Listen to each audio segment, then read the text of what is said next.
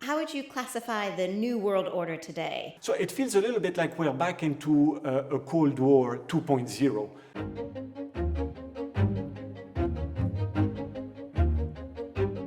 We all come from a place where we were in a multipolar world with fiscal rules.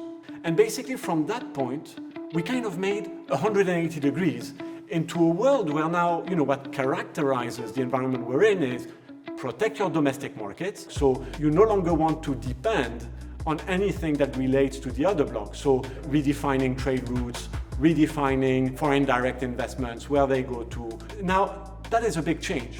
China and in the US, I think those two countries and those two economies are fully into that shift.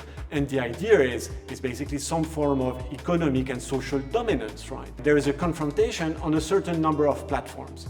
And the first and most important platform is the technology platform, right? Who has technology dominance? China has a lead on a certain number of technologies, but the Americans probably have the lead on the most important one, which is high-end microprocessors. We have a demographic issue everywhere. The way you compensate for the lack of workers if you're a manufacturing economy is robotics. And this is what the Chinese are doing. But when you're a service society, how do you compensate for missing workers? It has to be artificial intelligence.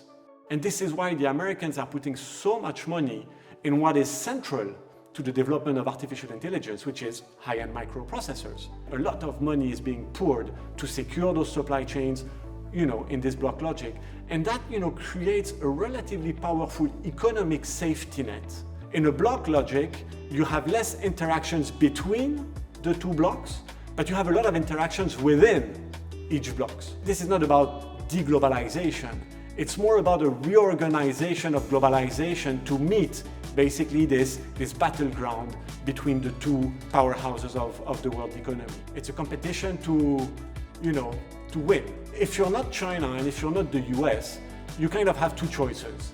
Either you choose a camp or you try to play with both sides. Europe now is imposing tariffs on Chinese electrical vehicles. That's the idea that they're protecting their home market. But it does feel that the Americans are going to continue to go, they're going to continue to invest, they're going to continue to train, they're going to continue to, want to compete.